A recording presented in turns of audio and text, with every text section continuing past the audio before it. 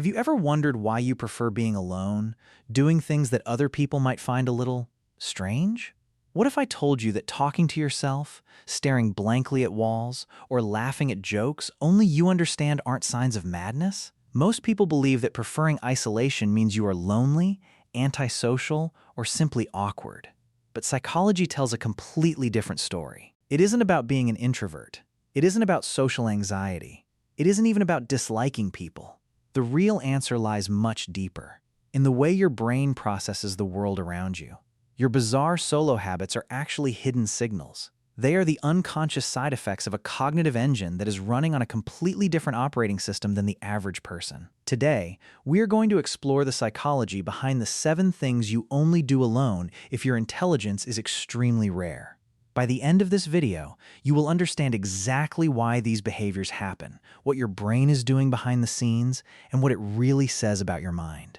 So, what exactly are these behaviors? Highly intelligent people experience the world through a lens of high-definition complexity, and when they are finally alone, their minds take off the brakes. This manifests in 7 very specific habits that are almost never done in public. Number 1, talking to yourself out loud. And not just simple whispers. We are talking about full, complex conversations where you play the role of both the teacher and the student, breaking down ideas, debating concepts, or planning out your week as if giving a keynote speech to an empty room. Number 2, the silent stare. This is when you sit in a room, completely motionless, staring at a blank wall or out a window for long periods of time. To an observer, you look entirely zoned out. Internally, you are building universes, connecting dots, and solving complex problems. Number 3, obsessive post-mortem analysis. When you are alone, you replay conversations from 3 years ago, analyzing the micro-expressions, the tone of voice, and the hidden motives of everyone involved, decoding social interactions like a detective. Number 4, consuming obscure information rabbit holes. It is 2 a.m., and instead of sleeping, you are completely alone reading about the history of Byzantine aqueducts, the physics of black holes, or how bees communicate. Number 5, laughing out loud at nothing. You will be sitting by yourself and suddenly burst into laughter because your brain just connected a ridiculous memory or an abstract joke that no one else would even understand. Number 6, extreme pacing.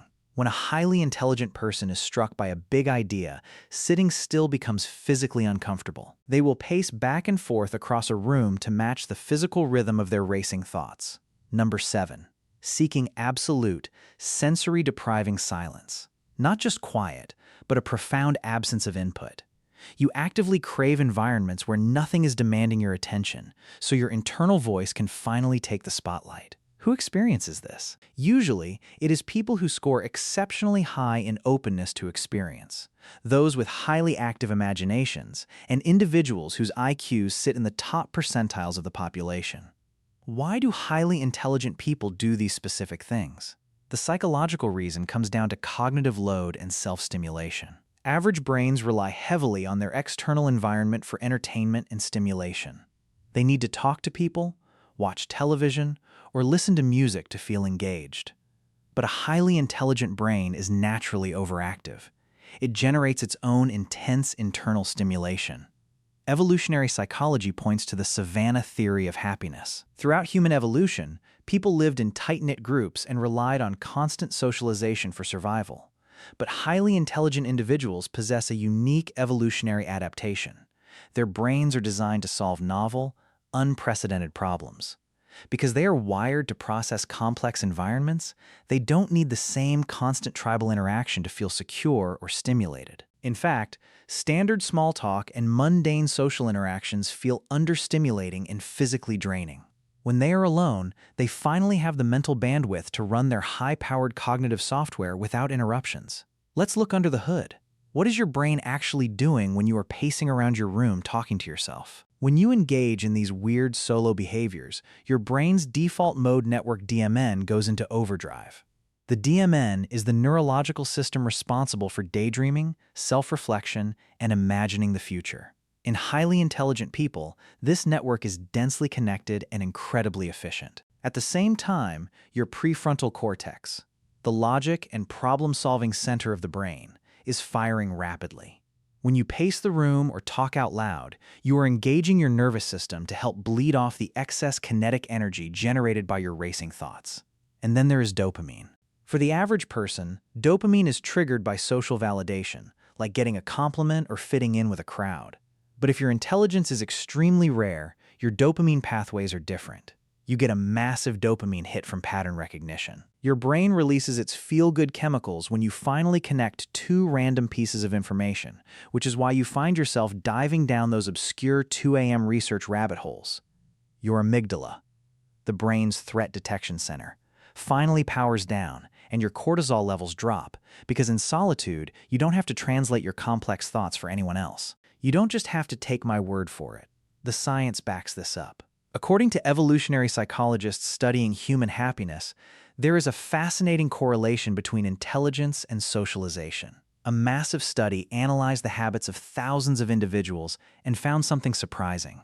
For the vast majority of people, frequent social interaction increases happiness. But for highly intelligent people, the exact opposite is true. Researchers found that the smarter you are, the less satisfied you feel when you spend too much time socializing with others. Your brain interprets high-frequency socializing as a distraction from long-term planning and problem-solving. Furthermore, studies on self-directed speech show that talking to yourself out loud actually improves cognitive performance and helps the brain locate and process information faster. It is literally a sign of higher executive functioning. Let's look at a relatable story to show this psychology in action. Imagine someone named Alex. Alex just left a crowded, noisy dinner party. At the party, Alex was quiet, maybe even a little awkward, nodding along to conversations about the weather and celebrity gossip. But the moment Alex gets home and locks the door, a transformation happens.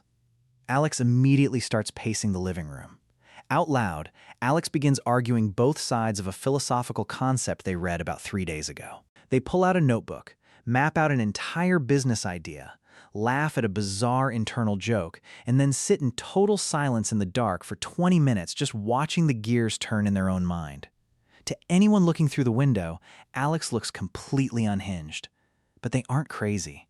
Alex is just defragmenting their mental hard drive. They are finally in an environment where their brain can stretch out and operate at full capacity without the pressure of trying to act normal. This brings us to a massive misconception. Challenge what you think you know. Most people think that talking to yourself, isolating yourself, and staring at walls are signs of loneliness, depression, or a lack of social skills. Society tells us that the ideal person is always outgoing, always surrounded by friends, and always engaged with the external world. But that's not what's actually happening here. These solo behaviors are not a cry for help. They are an advanced form of psychological self-regulation. You aren't isolating because you hate the world. You are isolating because your inner world is so vast, rich, and demanding that it requires dedicated time to explore. You aren't lonely when you are alone. You are keeping some of the best company you could ask for. Your own curiosity. However, there is a dark side to this.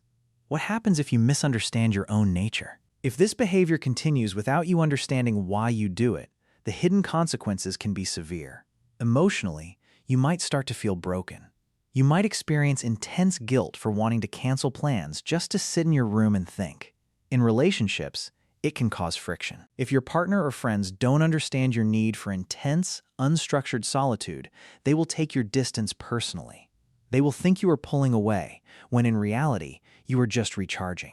For your mental health, trying to suppress these solo habits can lead to severe burnout. When highly intelligent people spend their entire lives masking, pretending to be normal, refusing to talk to themselves, forcing themselves to be highly social, their productivity collapses, their habits become destructive, and their identity fractures.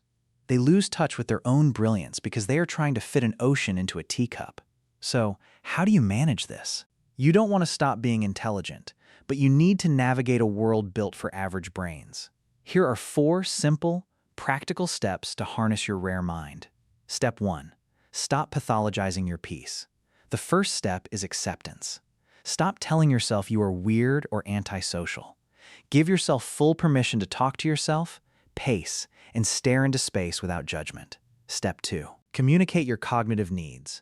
Tell your friends and partners, I need an hour of completely unstructured alone time to recharge. It has nothing to do with you. Naming the behavior removes the anxiety for everyone else. Step 3. Schedule weird time. Literally block out time on your calendar for unstructured thought. Give your brain a designated playground where you can go down rabbit holes without feeling guilty about wasting time. Step 4. Use external anchors. When your internal world gets too loud and you start overanalyzing past conversations to the point of anxiety, use an anchor. Keep a journal to dump your chaotic thoughts onto paper. Once the thought is on the page, your brain stops feeling the need to run it on a continuous loop. This is where true transformation happens. The goal isn't to force yourself to be an extrovert. The goal isn't to stop overthinking or to stop talking to yourself in empty rooms. The goal is to become the kind of person who deeply trusts their own mind. When you shift your identity from I am a weird, isolated person to I possess a highly active, rare intellect that requires a unique environment to thrive, everything changes. You stop apologizing for your nature. You stop fighting your own neurology. You step into a profound sense of self-respect. I want to leave you with a challenge. For the next 7 days, pay close attention to what you do when you are completely alone. When you catch yourself pacing, talking out loud, or diving into a weird research topic, do not stop yourself. Try this simple habit. Just smile, acknowledge what your brain is doing, and let it run wild for at least 15 minutes. See how much clearer your mind feels afterward when you stop fighting your own intelligence. Your habits aren't random. Your desire for deep silence isn't random. Your emotions aren't random. Your brain is always trying to protect you and stimulate you, sometimes in ways that no longer serve you, but often in ways that reveal your hidden potential. Have you ever experienced any of these 7 things when you are alone? Which one is your most common habit? Let me know down in the comments. I read as many as I can. If you enjoyed this video and want to understand the hidden psychology behind everyday life, you know what to do. There's always more to discover.